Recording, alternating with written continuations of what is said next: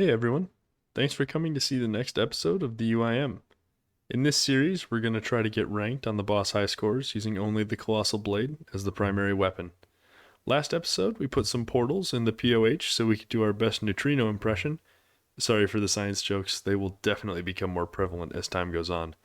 This episode, we're going to do some runecrafting, and we'll finally deliver on the promise of going to the mage training arena. I hope you enjoy it. Okay, so we just teleported to the house. We're going to store our camo bottoms.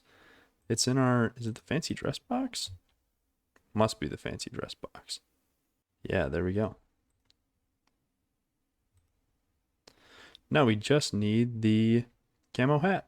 Okay, right at the start of the grind, we went up a cooking level. And once again, I think I'm only going to be updating those, making clips for that when we hit big milestones. So here's 49, I'll do one at 50, and of course I'll do one when we hit 48 fishing. I guess now would be a good update for the quests, because a little while ago I said that we had 38 completed and 69 quest points, so this is what we're at now. So we didn't make, I guess, quite as much progress as I thought we would, and quests take a little bit longer than I thought, and it felt like more because I think in between those two times we also did the speed running. So yeah, but that's just a little update, I guess, as to how far we've gotten. There we have 50 cooking. Well, we missed it there, but one more level until we can go barbarian fish. There it is, 48 fishing. Now we will go get another games necklace. We'll make ourselves another one of those so that we can get to and from our fishing spot at barbarian fishing more easily. And we got exactly 52 cooking as well. Okay, so we just talked to Otto up here. And we take the rod beneath his bed. Nice. Got our heavy rod. We can drop this one. And now, there, we have caught a fish. Says he wants to talk to us more, but I think that's for barehand fishing, and I'm not sure that we can do anything like that. Yeah, so that's it. We'll just destroy this book, and we're all set to AFK on barbarian fishing, the UIM staple, because it gets us some good passive strength and agility, as well as getting our fishing up, which will be important for later. Well, we used up all of our feathers. So we started at 34 strength and 48 fishing, of course, because that was the requirement. We made it up to 54 fishing and 37 strength. Our agility level didn't change. The time has come to finally get the runes for the mage training arena so that we can get ourselves our 55 magic. We just got 53 rune crafting, so we are one level away from being able to do laws. I thought I would do a quick little recording when I hit the levels of runes that I want to get to before I leave for Mage Training Arena. So for this crafting right here, as you can see in the looting bag, we just went over 600 nature runes. And that is going to be the amount that we're shooting for before we leave. So while this one ends, we probably will get 54 runecraft. There you go. So now we can craft laws. So that's big because we have 83 law runes, and the goal is to get to 200 laws. We got our 600 natures. We already have 250, well over 250 cosmics in there, and then we just need 250 air, earth, and water, which is all calculated based on just being half of what the wiki said that we need, because I think we might be halfway to 55 magic versus where the wiki would consider we should have started, because we've been doing a lot of training with cosmics, or with chaos runes and all of that, and we have chaos runes in case we don't hit it in the mage training arena. No, we're gonna miss our first chance at crafting laws because we didn't have, just bad timing. Oh my gosh, we timed it right. We're gonna be able to craft our first law runes. This is like 2 or 3 games after we had the chance to do it. Whoa, I don't think I've ever been to the law altar. That is sick. And our pouches are really degraded, so unfortunately we're not getting a ton of them, but nice. The first law runes ever crafted. Here is us crossing the threshold for our water runes. We needed 250. Here is the 250 earth runes. And in 2 crafting trips to the air altar, there's over 250 air runes. Now all we need is one more trip to the law altar, because we will get over 20 law runes, and then we can go to the mage training arena. Oh my gosh, it's up here. We can do it right now.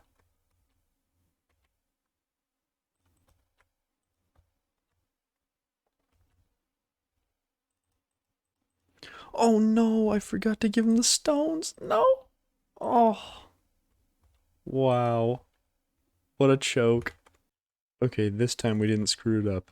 200 law runes. Alright, this will be our last game of Guardians of the Rift. And then, Mage Training Arena.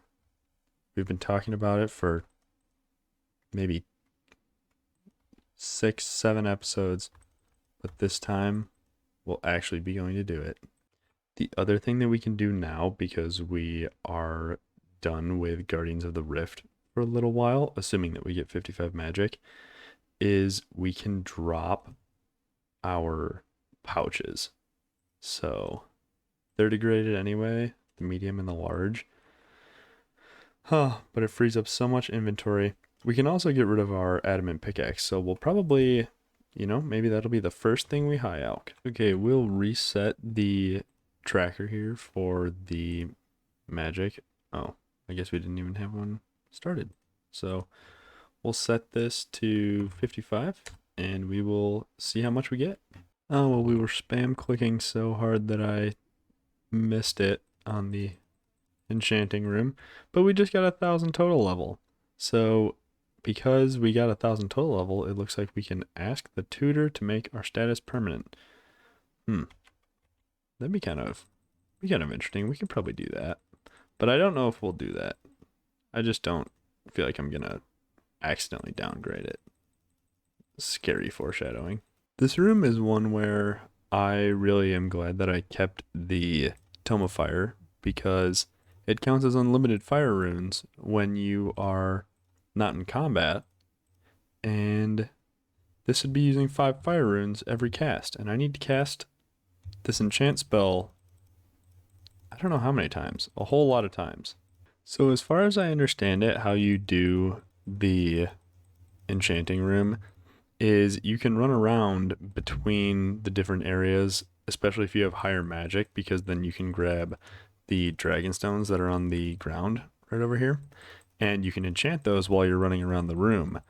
But I don't have that magic level. I think it's like 68. And basically what I do is I sit over here in a corner and I just pick up one of 2 of these little things to enchant and hope that it's the bonus one. And if it's not, I just keep alching or enchanting anyway. But you could run it all the way around and keep doing it like that, but I don't want to do it with as much effort. And we're only 500 points away from being done.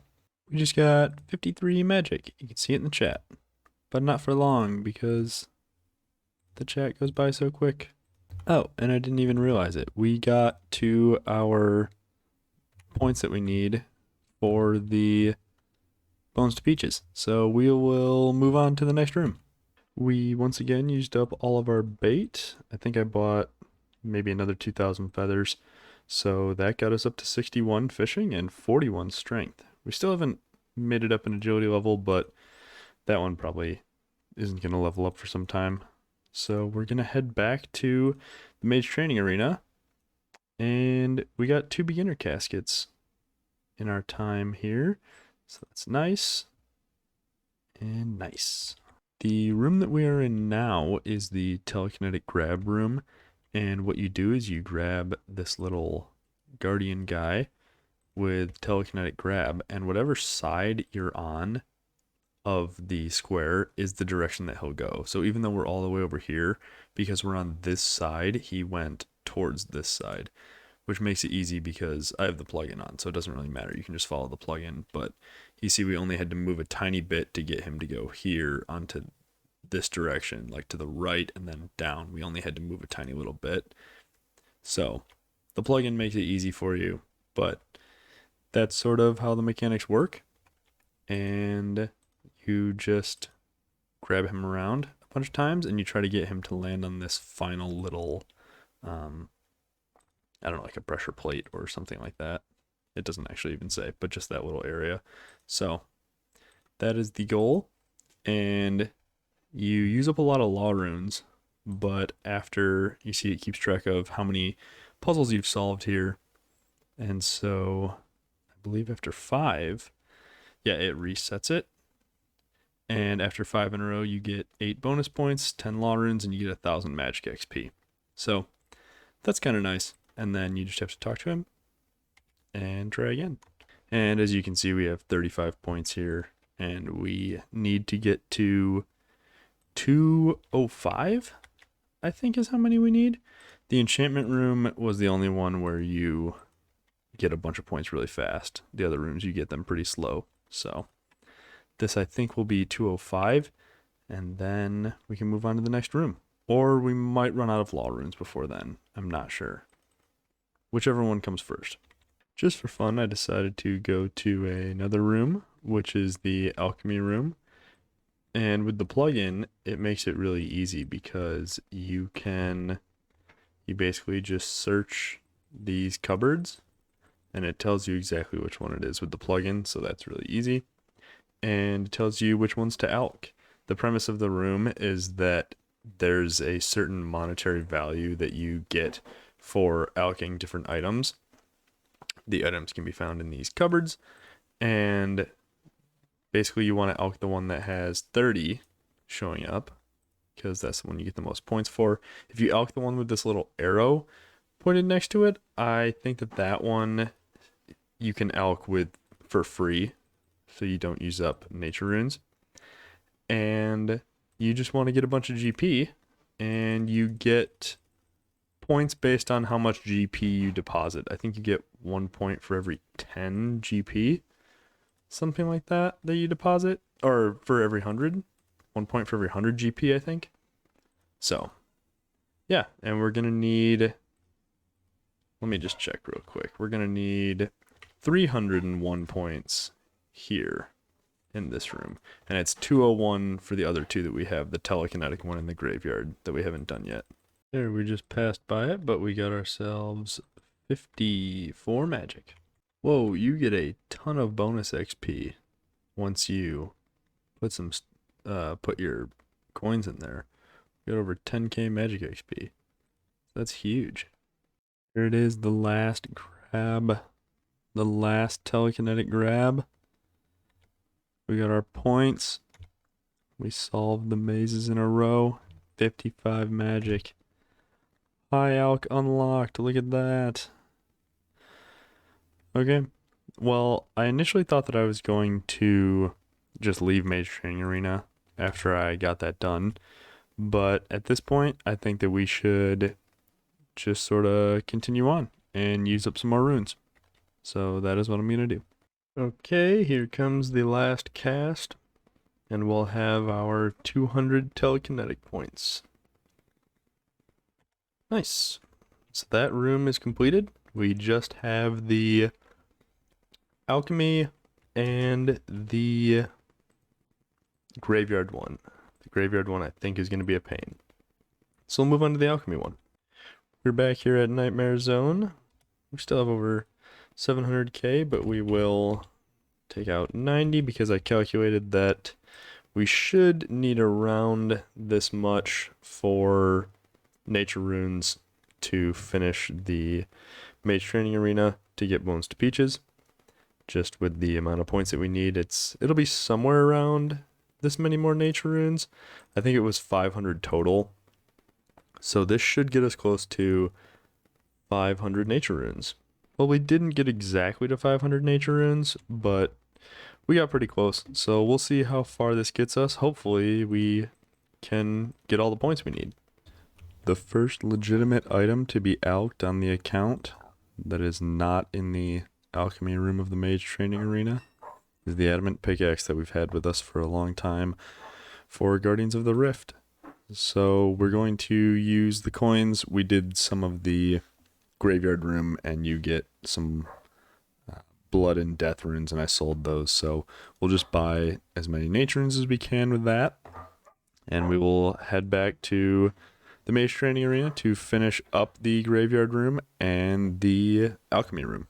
I thought I would show kind of quickly the strategy that I was using in this room. And what we're going to do is we're going to get...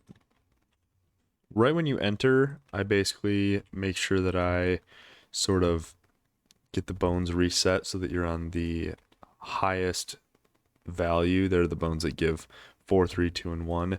And so I made sure that I was on the ones that give 4. Oh no, I grabbed an extra one. Okay, well that's fine. So basically, I either get it so that I'm starting on that I'm going to grab 2s and 3s or 1s and 4s because I have 20 inventory spaces. And so you run over here. I grab 4 of the 2s, 4 of the 3s, and then that's 20. Bananas in this case, exactly.